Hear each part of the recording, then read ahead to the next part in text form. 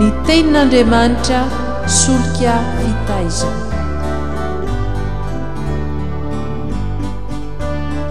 Fandaharana atolotry ny radio teny fiainana miaraka amin'ny fikambanana hira sy filazantsara.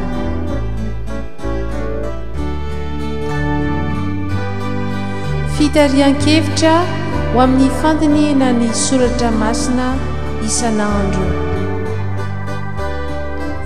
Fa tsy menatra ny filazantsara ao fa herin'Andriamanitra ho famonjena izay rehetra mino izany. Ny tenin'Andriamanitra solika fitaizana.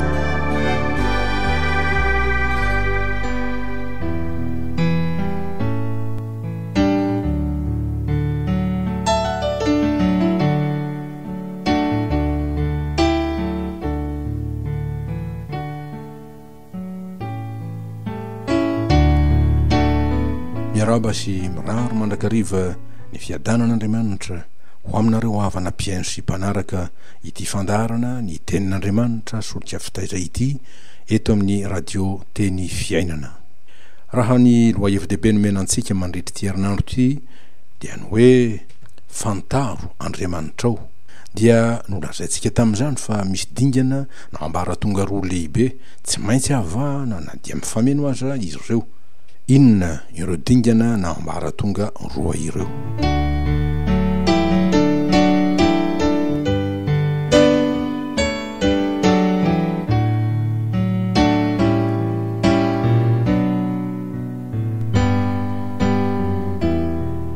Ny voalohany diany amin'ny hoe fantaro Andriamanitra, iza marina izy. Ny antony fantaniana io dia satria maro ny olona no nidify an'Andriamanitra ka tsy mahalala na koa tsy dia halala ny momba azy, ary efa manana ny fisainany ny amin'ny fiainany dia ny zavatra izay tiany sy ny lalana izay tiany izorana. Eo kaikin'izany dia misy koa ny atao hoe mino sy mivavaka amin'Andriamanitra saingy tsy voatery olay tena Andriamanitra andriananahary sady mpamonjy zao tontolo zao marina, fa Andriamanitra zay no hariana, dia toy ny masoandro, volana, afo, tselatra sy ny sisa, na koa Andriamanitra ny tefen'ny tanan'olona toy ny zavatra voasokotra, hazo, vato sy ny hafa koa, na koa natsangany ho Andriamanitra toy ny vola mankarena, ny fahalalana, ny voninahitra sy ny sisa, zay tononona amin'ny anarana hoe Andriamanitsy izy avokoa na sampy.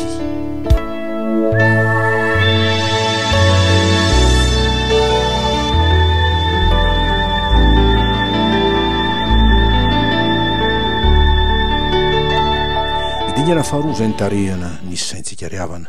Raha resy lahatra isika fa tsy misy Andriamanitra fa tsy iray ihany, na koa hanarana hafa na faharoa ho mpamonjy zao tontolo zao, dia ny hifandray amin'io Andriamanitra io zay nanaiky ho mpamonjy ny olombelona mpanota tsy ankanavaka, ka vonona ny handray zay rehetra manatona azy sy manaiky azy ho tompony sy mpamonjiny. Io no lazaintsika amin'ny hoe fantaro Andriamanitrao, izay tonga hamonjy azy ianao, fa izay no antom-pisiny sy antony natongavany tety an-tany.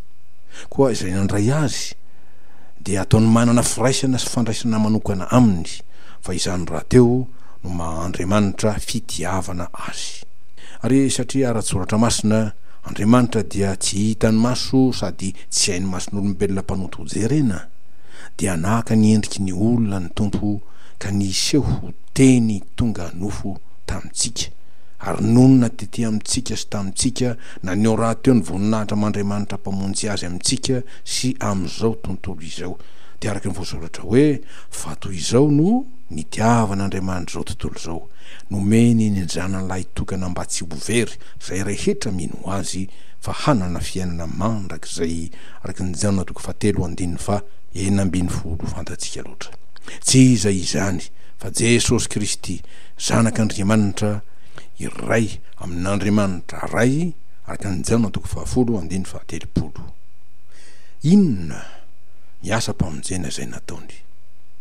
Roa mifameno ny asany amintsika sy ho antsika: ny fampihavanana antsika mpanota amin'Andriamanitra, ka nanaovany fanavotana tamin'ny rano sarobidy, araka ny epistily ho an'ny Hebreo 5:20, ary ny fananganana zay rehetra mino azy ho zanak'Andriamanitra ka mampiditra azy ao amin'ny fanjakany lanitra dia ho zanaka mandovan'Andriamanitra sy ho mpiray lova amin'ny Kristy araka ny epistiliny Paoly ho an'ny Romanina 7:7.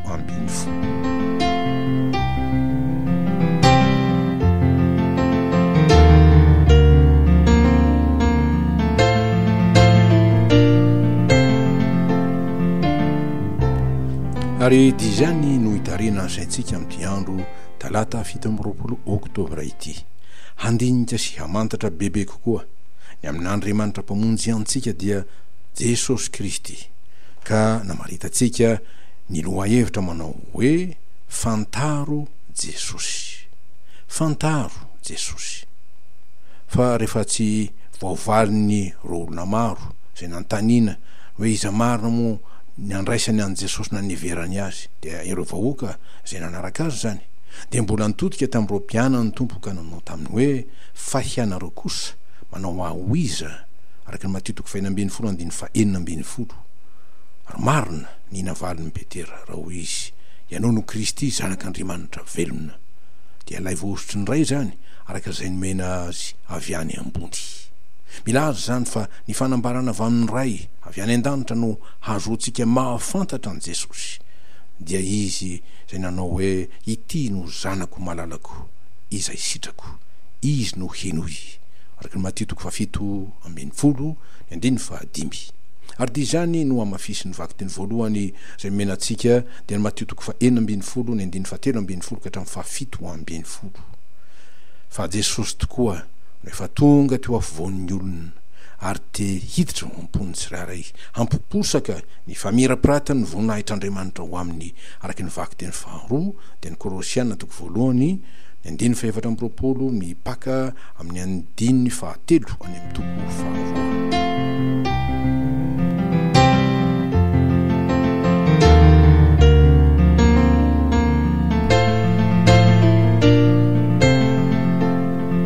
Manaraka izany nahoana ny hoe fantaro Jesosy, satria natao ho antsika izy dia ho asy ho anao ary tonga ho antsika. Ny voalohany hanavitra antsika dia araka ny anarana zay menaza manao hoe ary ny anarany atao hoe Jesosy, fa izy no hamonjy ny olona ho afaka amin'ny fahotany. Mateo 1:20. Faharoa miaraka amin'izany hanao fampihavanana amin'Andriamanitra ray zay antony nanavotany antsika tamin'ny rany, fa izy hoy Paoly no fihavanantsika araka ny epistily Efesiana 2:4-4 dia Jesosy. Fa izy zay tsy nahalala ota dia efa natao ota amonjy antsika mba ho tonga fahamarinan'Andriamanitra ao aminy kosa isika. Koretiana 2:5-1 izany.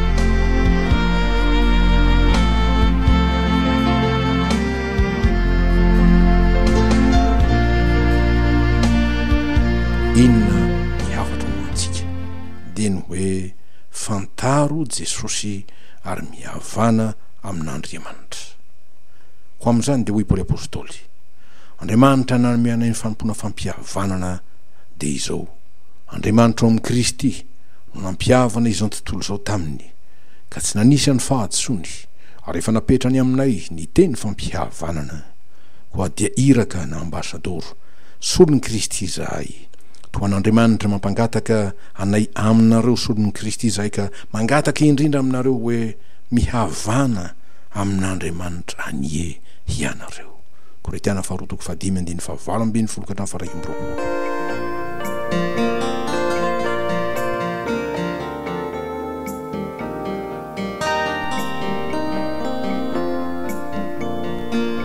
Andeha ro fisafisatsika vetivety ny momba an Jesosy, ka ankatsika ireo fanambarana lehibe zay omeny ny soratra masina.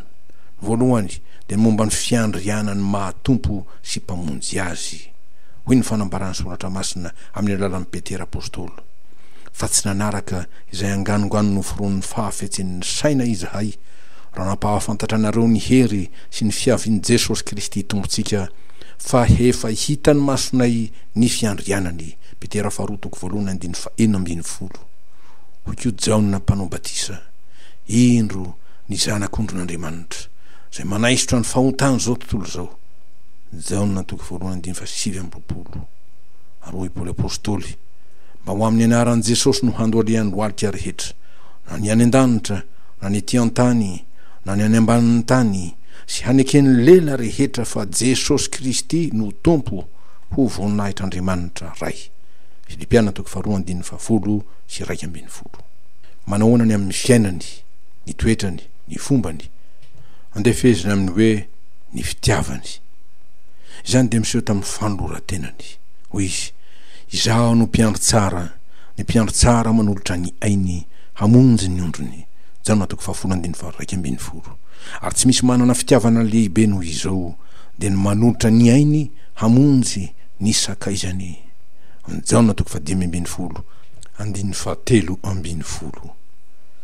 Dia teo ny fandavan-tenany Kristy Jesosy izay natenanana ny endrik'Andriamanitra aza dia tsy nataony ho zavatra ho fikiriny mafy ny fitoviana amin'Andriamanitra fa nofoanany ny tenany tamin'nakany ny endriky ny mpanompo sy ny natongavany ho manam-pitoviana amin'ny olona. Ary rehefa hita fa nanantare olona izy dia nanetry tena ka nanaiky hatramin'ny fahafatesana, dia ilay fahafatesana tamin'ny hazo fijaliana.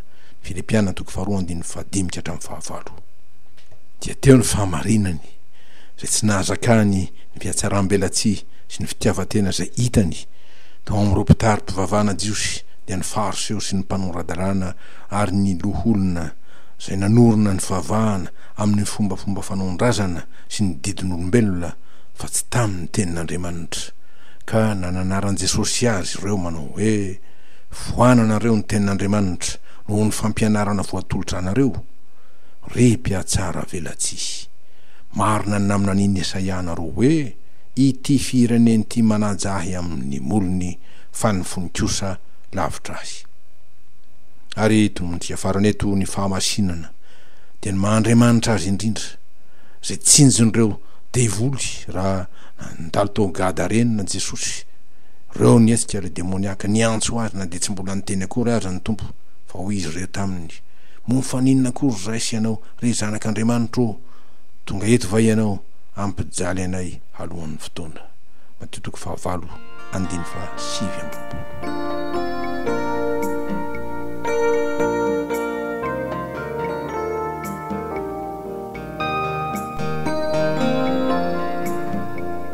Maranatsika dia ny amin'ny asan'i Jesosy.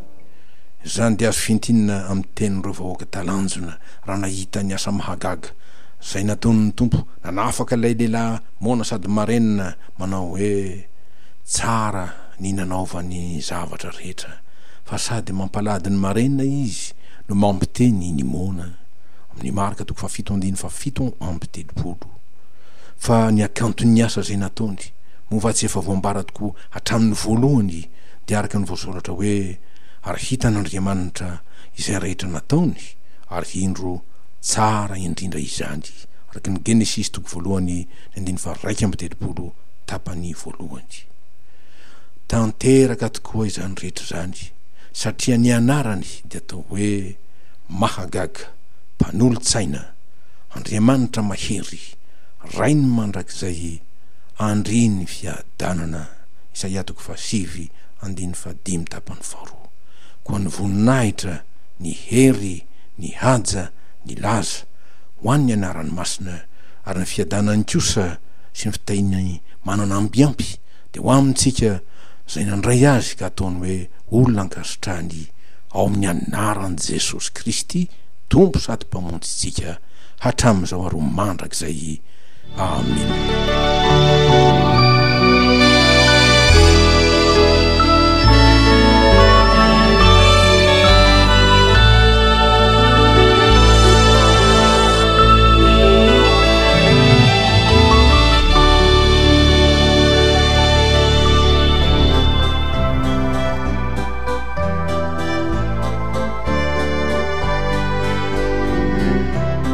Ny tenin'Andriamanitra solika fitaizana.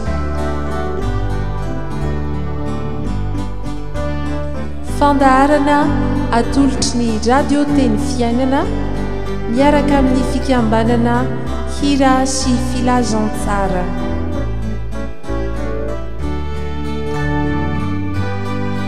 fitarian-kevitra ho amin'ny fandiniana ny soratra masina isan'andro fa tsy menatra ny filazantsara ao fa herin'andriamanitra ho famonjena izay rehetra mino izany ny tenin'andriamanitra solika fitaiza